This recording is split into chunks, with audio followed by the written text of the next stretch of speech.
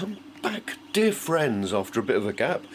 I've been very busy, and I suddenly remembered I hadn't made any videos. It's 2 weeks or something since putting up the final Victoria and the singing automaton and ukulele machine video, which I was very pleased about. Thank you for all the lovely and kind comments. Now, what am I doing at the moment, I hear you cry? Let me show you.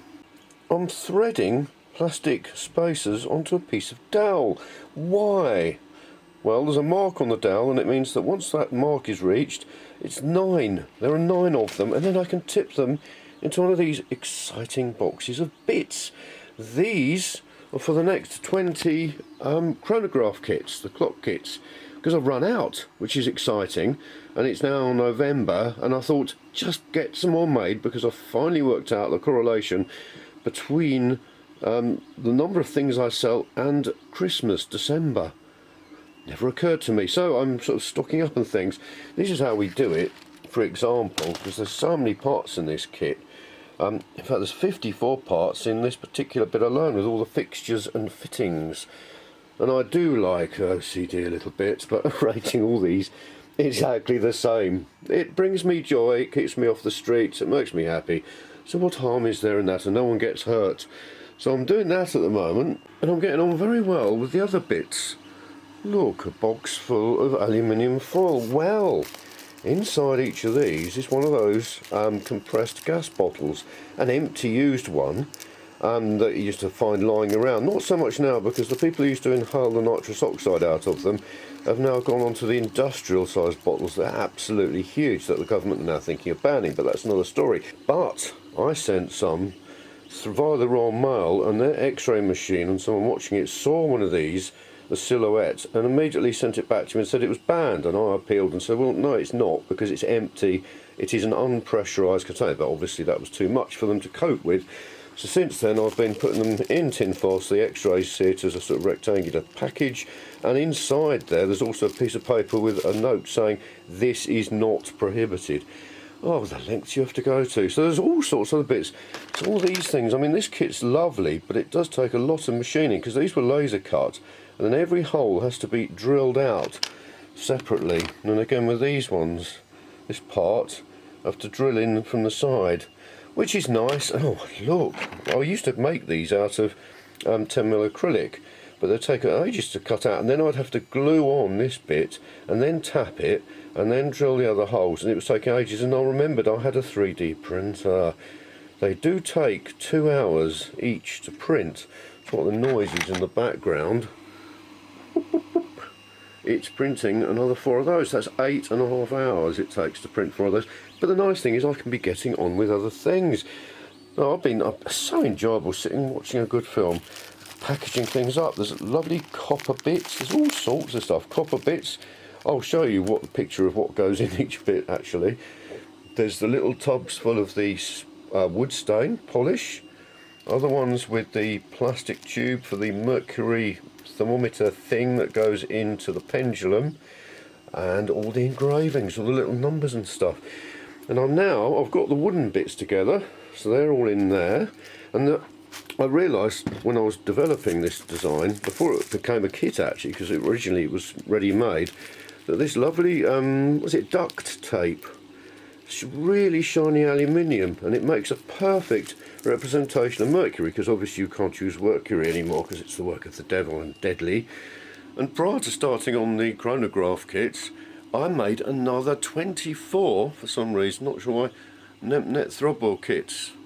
There we are, because they were running low as well. So enjoyable making these kits together, putting the kits together, and knowing that people really do enjoy assembling them. They've been so popular, it's lovely.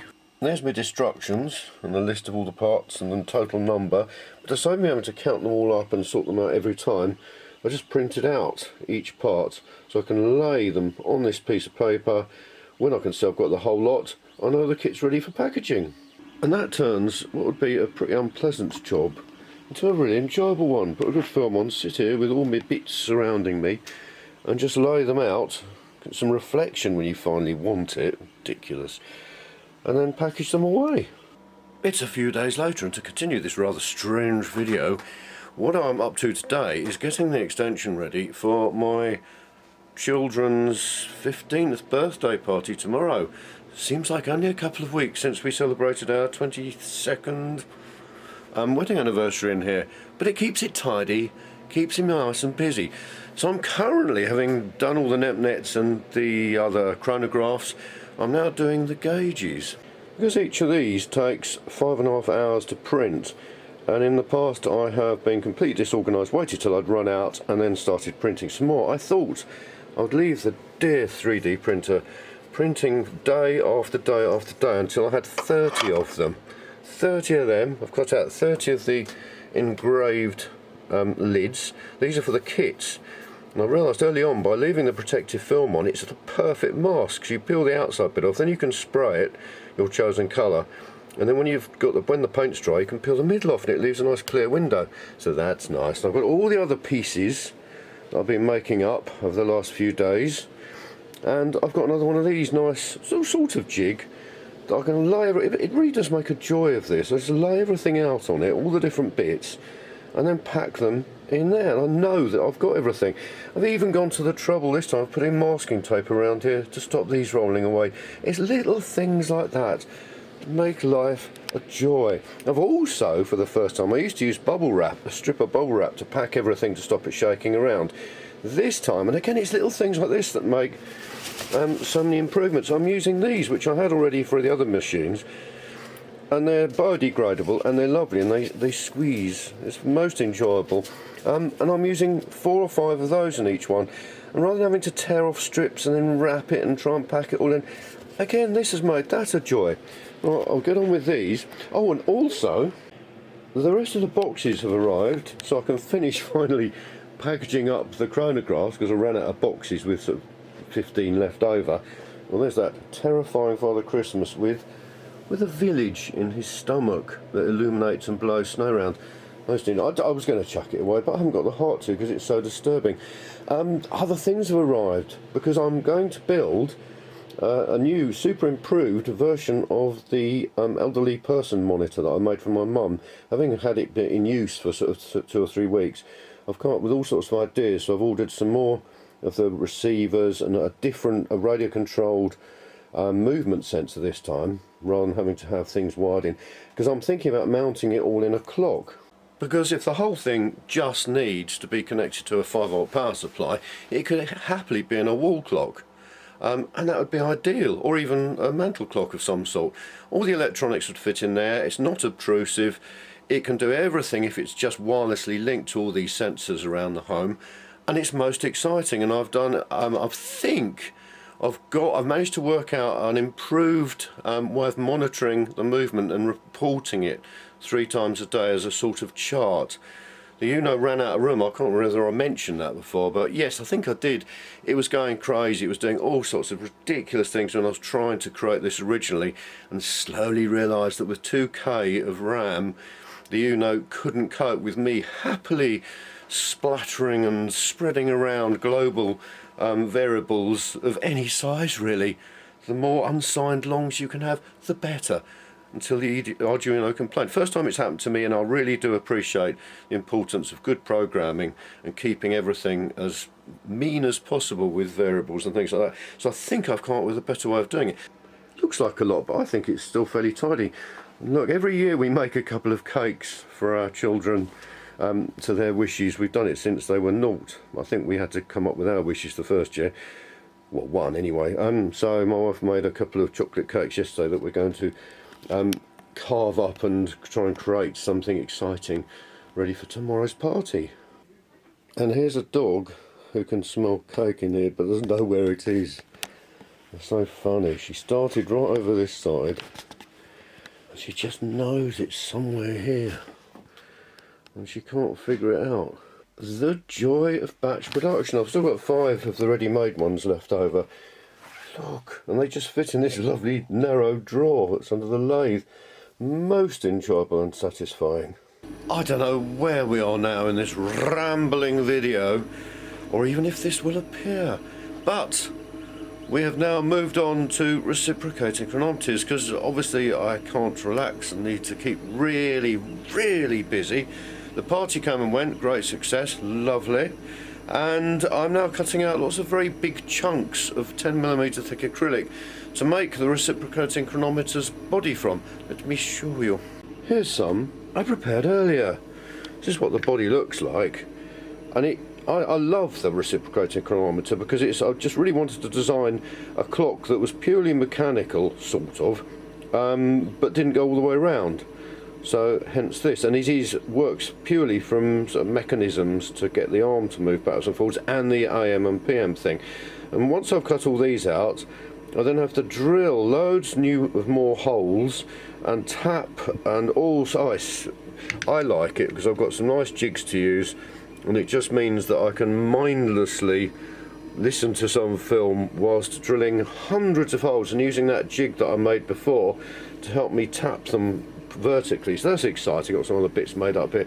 I've just taken the 10mm part off, nicely cut, beautifully cut. I was picking all the parts out, and I went over and there was a lovely little barbecue, nice little bonfire coming up, because acrylic apparently you can make rocket engines out of. If you make a rod of acrylic and a hole up the middle and blow air through it, it'll act like a rocket engine because it's got lots and lots of hydrocarbons and oxygen or something. Anyway, luckily I was here, and that's one of the things with laser cutters. You never leave them going unattended. Might nip into the kitchen occasion or go and check how Ziggy is when it's cutting, but never more than that, and I'm so pleased I don't, because that, you know, anyway, let's not go there. I do apologise for not having videoed it burning away merrily, but you needs must and all that. So hopefully ears peeled, or whatever you do with ears. I will keep monitoring this. Another exciting day at Steamhead. Oh, I just love it. I've got so many things all going on at the same time. Efficiency is my watchword. Never waste the best hours of the day, as my mother used to tell me every single weekend when I get up at 8 o'clock. Never mind, talk about work ethic. So what I'm doing today, currently, is cutting felt on the laser cutter. How lovely, and I'm really pleased, because in the past I always cut off a slice with scissors and rest it on. I thought, hang on a minute, look, with the aid of one chair I can just keep feeding it through and the lid just shuts on this. Perfect. And the dear old 3D printer, as always, is printing another load of all the little brass colour bits and pieces. I've got quite a few done so far. It really is amazing, this 3D printer. It's just had the minimum of care and love and attention, although I do like it lots. And it's got to be 3 or 4 years old now, and it just keeps going, not wanting to tempt fate, but it's absolutely amazing. I only ever had to replace the nozzle bit and clean it all out once when it started getting clogged. It's an amazing thing. I got all the engravings done yesterday, which is lovely, so they're all ready to put in envelopes, and as you can see, there's lots of other exciting stuff all coming together. Dun, dun, dun. Now it's time to get that tapping jig that I made last time out. I've just put some silicone grease on the pool, and it's a joy. Look at that, this counterbalance going up and down, which means the whole idea of this was that I could tap holes vertically, because it's very easy if you've got it into a hand drill to go wonky and not get it in the middle. And I'm now going to tap all these little pawls and things. I've also got a very, very exciting little project to do. My wife is acting in an amateur dramatic production, and I've been going to amateur dramatics since I was, well, I don't know, 15 I think, doing stage, you know, sets and design and sound effects, lighting and all that sort of thing. Never treading the boards, I hasten to add, heaven forbid. And this production is set in a pub, and they need some beer pumps. I was thinking, how could you make a beer pump? I've got a very small machine lathe, you might be able to see in the background, there in fact, and that's not good for doing wood, especially large wooden things. What to do? 3D print. And I thought, what else, and this is what I frequently find myself doing, what else has the features of a beer pump handle? I thought, baseball bats, cheap, nasty as possible, children's toy baseball bats. Sure enough, I found some. Here's one I didn't prepare earlier. Look at that. That was £3.50, and I was thinking the time it would take me to turn up something like this out of wood or plastic, it's so much cheaper to do it like this. Obviously I'm going to cut it down, but that's the sort of perfect classic shape of a beer pump handle, and then I can make some nice little brass holders for some rude beer names to go on it, and some hinges and things like that. Isn't that nice? It's a lovely little frivolous project.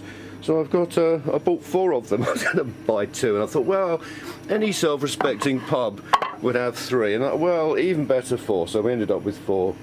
This is an absolute joy. What I've got to do is to tap those little holes out to M3, but tightly, so they don't go all the way through, because the screw has to remain tight. Look, I'll try and keep myself out of the way. Turn it round, dip it in isopropyl alcohol, back here, and then, you see,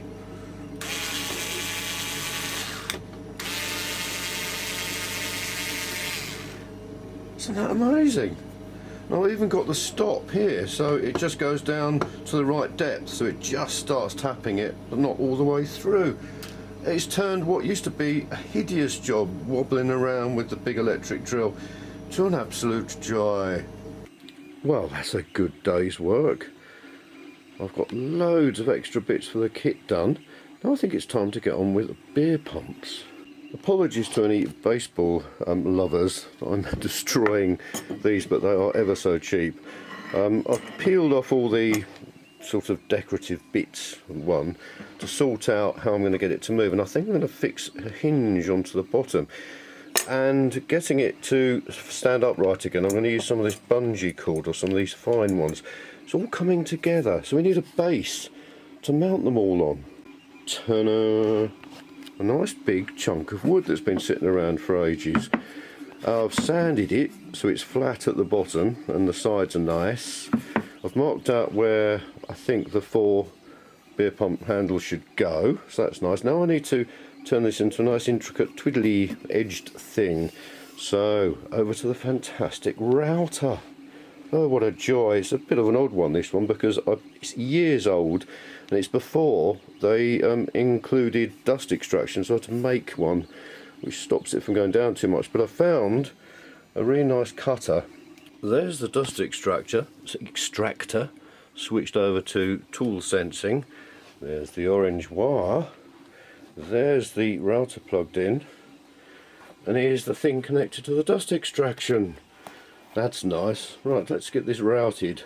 And obviously here's the lovely bit, because it's got a bearing on it, which means that it automatically will it'll follow the edge of the wood while it cuts the shape, that lovely shape.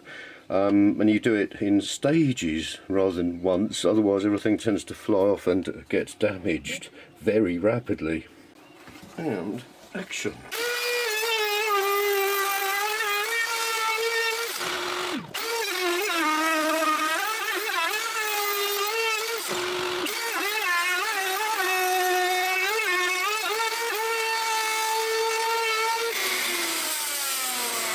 It's a magical thing, a router. I haven't bothered to do the back because I need somewhere to put the hinges and the audience won't see that anyway. Right, let's get it stained. Voila! And that will soak in and stain it beautifully, and then I'll be able to focus. I'll be able to polish it up and it'll look lovely. I painted the top, even though the audience aren't going to see it, just because. It's going to look exciting. Would you look at that? What a beautiful shine. That wood stain is brilliant stuff.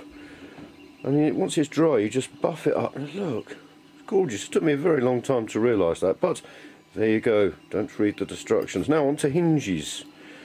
I've got 4 of these left over from something or other, so I need to figure out how to fix them. Now, the other day, and I can't remember why, but for some reason I bent that one, and I think actually that might be perfect, because the main forces that are going to be ruining this are going to be sort of twisting forces from left to right, and if that hinge comes down the back, that's going to stop that. It's going to stop it from doing that. I'll have a think, and I'll get back to you before I bend all of them up. I've used the angle grinder just to grind down this, because I realised it wasn't doing anything anyway, because that was where the overhang from this side was, and it means that it would be much easier to hide behind a lower part of the handle. Now it's time to bend them. I've got this lovely thing. It's one of those tools that you wonder how you managed to get by for so many years without. It just sits magnetically on top of a vise. It's got removable teeth so you can do sort of internal bends and things, and single-handed, we'll check whether I've lined it up properly, and then you tighten it, and then, oh, there we are, you can see how it works. It's an enormous force vice is capable of creating. You just bend it. Look at that. I need to do it a little bit more, but you get the idea. There's no other way of doing it. It's such a fantastic thing when you haven't got room for a big proper bending machine. Now I've got the hinges made up, that's nice, all exactly the same. Now it's time to ruin these. I've decided I'm going to saw them off now, because now the hinge things are thinner, it doesn't take so much wood to hide them, so I reckon about there. Because it is nice having this slender bit, it gets a bit the same sort of diameter from there upwards, so I wanted to get some of that, so I'm going to saw them there, and I'm just going to go for it and saw it there, and then I can round. That's 13 inches, which seems to be average height for a beer pump, and I'm going to try and do one of these. In fact, when I studied these, they're not actually that perfect. Obviously these are very the cheapest ones that you can get. I reckon I can do that on the sanding machine. Anyway, enough prevarication, let's just get these sawn up. And again, I do apologise profusely for baseball fanatics and things. I'd turn away at this point. In the end, I decided not to film it, just in case it was a little bit too near the bone. I might have been reported to YouTube. So we've ended up with 4 of those interesting looking things, and 4 of these interesting looking things, which I will obviously keep, because everything in here is just so useful. You never know when, but it will be at some point. So I've been left with 4 of these, which I'm pleased about. They're the right shape. Now I'm going to have a go at sanding off this top. I hasten to add, this is not good quality wood. I think this feels like pine actually. It's very light. So I'm going to have a go at rounding domes on the end of these. I use CAD an awful lot, and it's lovely being able to do the precision, 0.001 millimeters precision. Everything's absolutely perfect, and the laser cutter's cutting it perfectly and all that. But it also is really enjoyable just to be left alone with a sanding machine and just to get on with it. No jigs, nothing else, just hand-eye coordination. And it's one thing with bugbears, that the way that design and technology is taught, resistant materials at least these days in secondary schools, is getting more and more distanced from hands-on with materials. It's an expensive subject to teach because of the materials and the equipment, but you cannot beat kids actually working with woods, plastics, metals to gain such an understanding of their inherent features, the way they react. And increasingly kids are just put in front of computers and they design something, and then the technician uses the laser cutter to cut it out, and then they may glue it together, and it's usually some boring little amplifier thing for a pair of headphones or something. Just getting away from the joy of working with wood and just being creative and actually using machine tools. Anyway, I'll stop there, little rant, but I do feel very strongly about that. I just started, I've got a line, put the tape round so I know where the radius should end, and I just turned it and slowly did it just by eye, making it up as I went along, and that looks just as good, if not slightly better, because it was done rotarily. I think I'm going to do the last 2 like that. And then of course I can sit, watch a film, and just polish the ends or go over them with a nice coarse glass paper like that, and then just that will bring it out and make it absolutely perfect, and will be most enjoyable. I think it's going well, but I don't know what the outcome criteria or success criteria is. I've sanded the tops with glass paper and they're really nice and smooth now. I've just roughed up all the light varnish that the paint will take, and I've sanded these strange shapes on the back. Thankfully it's such a lovely little sanding machine, because you've got the belt there, you also got disc on the side, and if you cut away all the safety housing, you can then use it to do all sorts of sanding jobs that wouldn't otherwise be possible. And of course it's got its own dust extraction, which is nice. And I've made them as shallow as I can, just big enough to hide the hinge, because as I was saying, I want to try and stop as much of that sort of force as possible. It'd be easy to wreck this but with that much moment of force or whatever, but at least it'll be fixed on securely. And then my idea is to drill a hole in the front here and have some elastic coming through a hole. But these hinges are really stiff. I'll try a bit of oil, but I think they're not particularly good quality, and they've just been clamped together really tightly. I'm not sure how I can loosen them without ruining them, but at the moment it's going to need a hell of a lot more than that elastic. In fact, the actors might have to act pushing them back up, which would be a shame. I'll see what I can come up with. It swings freely simply by tapping around. These two are the two that slip around the stationary pin. Just tapping around them, because they weren't very well formed, with a hammer on the vise.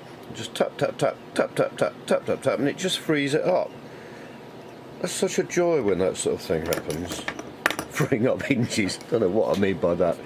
Anyhow, time to mark out some even more holes on these to put some screws in. I've made some slots, one for each of these. Isn't that joyful? It's so lovely when any sort of design comes together, however rapidly it's been not thought of.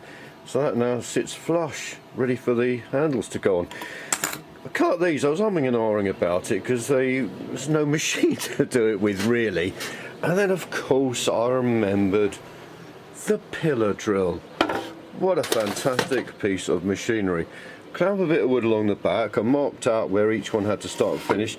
10mm drill bit, set the stop, the height stop, and you just drill a row of holes. And then, if you're a bit devil may care, you just run the thing along backwards and it joins all the little bits up.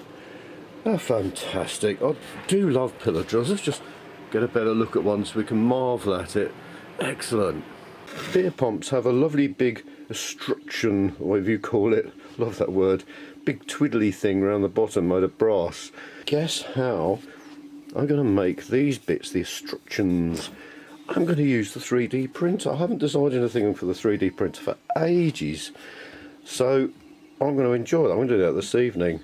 Design some nice big twiddly bits and all the rest of it that can hide the bottom of these, and elastic potentially. I'm going to wait for the elastic until I see what the estructions look like. The estructions look lovely. It'll take 3 hours to print. I'm printing them at 0.15, that's right, millimetres per layer. So pretty good quality, but pretty fast as well. 2 of them done so far. That's nice. What's this, I hear you cry? This is a wedding invite. You put your invitation in there, the white printed bit. Isn't that lovely? Look, 3D-ness and shininess. It's something else. I haven't yet got around to putting on Etsy, and it's got a stand at the back so that once you receive this you can stand it up, and there's room inside for information maps and other bits and pieces. Apparently that's what you need. So also look, there's the seating name thing. So someone in Honolulu, most exciting. I think he's going to think about getting married or getting married, and they're just wanting me to send them some samples, see whether they like it, so I'm going to cut them out. The lovely thing about making it from this beautiful double-sided metallic card is that the laser can cut 2 sheets at a time. Absolutely amazing. So it's whizzing along, cutting out the patterns. And I cunningly designed it to fit everything to make one of the seating plans and all the invites and different parts and layers out of one sheet of the metallic A3. So combining 2 different colours, you can get lovely different effects. And I either sell them as a kit already made, because they're all great fun to put together with those little sticky foam things. Here's a slightly annoying addition to the proceedings. Laser cutter, something to hit your head on and get painty. Although the paint is drying now, it said 19 hours, it's getting there. Still a little bit tacky, but I'm very pleased with how they've turned out. I'd forgotten how enjoyable these are to make, with all the different layers. I've forgotten how much time I spent designing them. So that's 3 or 4 different layers, and they do look lovely. And then these just stand up Look at that. These are the ones I've made to send off, so they're not bent or anything. Look at that. Isn't that? And even little stands to hold it upright. I'm very pleased with those. I'm also going to send them the kit parts off, so I'm going to cut out another kit for them. Another colour shirt, another day. And I had a sleepless night last night just thinking about how on earth I could best attach the springs, the elastic to each of the beer handles. I mean, it's ridiculous, isn't it? Sleep or worry and think about that. Anyway, I've got it sorted out this morning in the cold light of day. I've got them attached. I've drilled 2 little holes up next to each other, 6mm, to allow that through, and drilled a little hole in the side and made a pin that's just flush. Now, shows you how I'm growing up. I was thinking about having screws and grub screws and fixings and fitting, and I thought, no, just keep it simple. The pressure constantly from the elastic is going to hold that in place with friction. Very proud of myself. Didn't overcomplicate it. So, after lunch possibly, I'm going to get these somehow fixed through the holes, and I found a washer that perfectly fits. Oh, I'll show you actually. Turn that over. Drilled a little rebate in the base to hold the elastic fittings, and this just happens to fit perfectly in there, so I can get the right tension and get them screwed down with a bit of luck. I've got them fixed on, and that worked really well, fixing the elastics. And now, look, obviously it'll be clamped or screwed down, but that's lovely. So it just holds that in case the actor forgets to push it back up and leaves it hanging down. Who would have thought? Now we've got the beautiful escutcheons. Let's see what they look like. Oh, look. That looks, oh, I'm very pleased with that. That looks amazing. I was also I'm very tempted to put a brass dome nut on the top of each one, because I thought I remembered seeing them, they hold it all together. I couldn't find any examples, but this morning when I looked up to see how high the advert thing, the label name, would be, I noticed they all have them, so I'm going to have to do that now. Not that I've got anything else to do, I've got all these bits waiting, and I've got these 2 huge piles that need all those hundreds, if not thousands, of holes drilling and tapped. And the other night also, I realised that obviously they do need the names of the beers on them. And I thought, well, the director, who also happened to have written this play, this comedy, really does go in for the old double entendres. And I thought, well, beer names, you're going to have a field day. So I emailed her and said, would you like to design and come up with the names of 4 imaginary beers? And she did, and they were surprisingly restrained. I suppose it could very easy to get thoroughly obscene. And Saturday night, Sunday night was, I can't remember. I thought, I've got loads of other stuff to do, like doing my accounts, which is really boring, going through endless spreadsheets, filing things, all sorts. I thought, yeah, let's give myself a task, design 4 beer labels, logos, in as short a time as possible. And I managed it, I'm very pleased to say. So after lunch, I'm going to glue these instructions on, and then I'm going to print out and somehow mount the beer names that we came up with. I couldn't resist sticking them down. They look lovely. I'm very pleased with that. And they also help to hold them vertically, not going too far. I was thinking, just before I have lunch, because I'm really hungry, there's an M8 dome nut. So, with, there's no competition, is there? Luckily I've got enough. So, yeah, it's got to be, isn't it? It really has, because that does look lovely. And there we have them. Ridiculous. Oh, it's crazy, but it was fun, Worsley Wallop, Knutsford Cracker, Ram's Bottom Nectar, and Drunken Whores. Now, of course, I could just stick them onto a bit of card and cut them out, but no, dear friends, why do that when you've got a laser cutter and you've got a registration mark up here, and it can all go horribly wrong? Let's see what we can get right. So I've added bleed around each of the designs. I've got the drawing up here with the registration mark in the corner. Now let's try and combine the 2 in the right way. Yeah, let's just do it. Come on, let's start.